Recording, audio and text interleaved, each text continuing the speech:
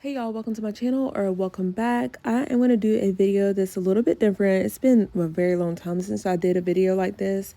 My reason behind this is just showing you what your store can look like. This is about 4 days after Hurricane Helene hit. Just for context, I'm about 2 hours from Asheville, North Carolina, where they have major destruction and damage there because of Hurricane Helene. So this is what the canning area looks like. I love taking jars and storing things in them. And I will say, I do think this area is a reflection of Hurricane Helene, just because I was in the store probably about a week prior to this, and this area was completely stocked, as well as I've shopped this store for a few years now, and it's never looked like this. I do know that we are in canning season, because it's coming up on fall and winter and things like that. But again, I do not think that is the case here. Moving along to the frozen aisle, I do feel like this is pretty well stocked. I didn't see any gaps or anything noticeable that caught my eye.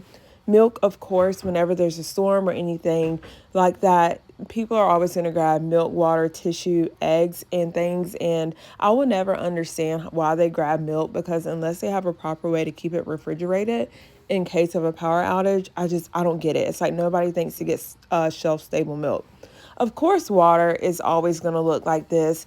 They did have a couple of pallets of water, but most of the water was out of stock. There were a couple of gallons of water, but not overall. As you can see, the top shelf is pretty much cleared out.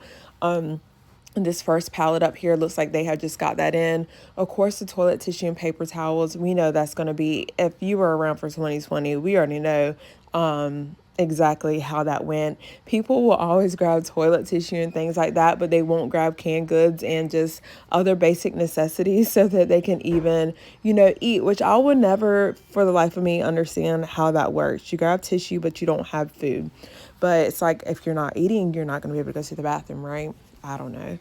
Moving along to the flour and sugar, there were quite a few gaps in like the sugar area. Flour, I was checking behind here to make sure it wasn't front facing, because we know that's been a thing, especially in like the recent years.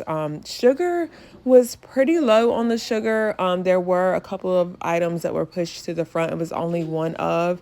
Moving along to the canned goods, your tuna and things like that.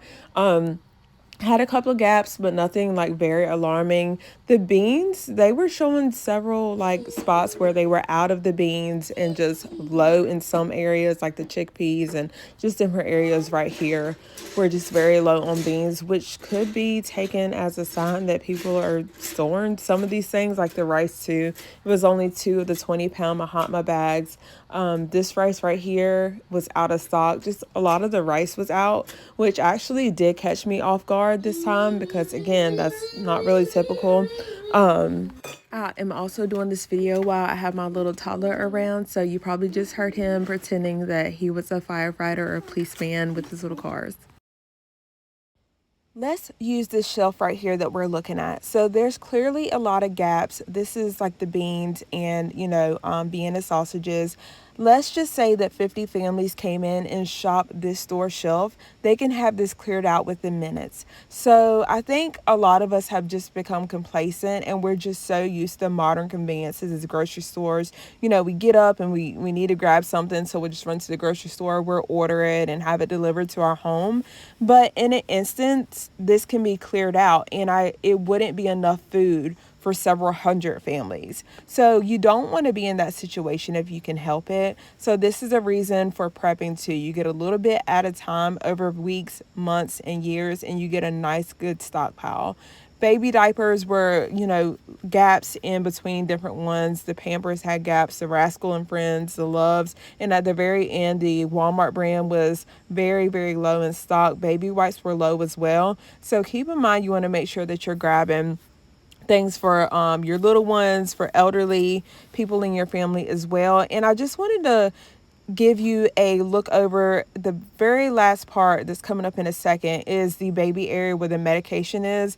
This isn't a whole lot of medication, so make sure you're getting this for your little one if you use this type of medication, just because we're coming up on cold and flu season. And saline drops, babies use saline drops. You want to make sure that you're picking those items up. This video is not to create or instill fear. I do not think this is the result of, what the port strike that happened a couple of weeks ago. It only lasted a couple of days. I do know that delays things, and some things are going to be behind. Like, just say 2 days of our time is maybe like 2 or 3 weeks of their time. I can't remember the exact breakdown, but again, this is not to instill fear in you guys. I don't want to be a fear monger. Don't think you have to rush out and get everything. I just want to show you, I think a lot of what we're seeing in the store is definitely, and what was seen in the store is definitely the result of Hurricane Helene.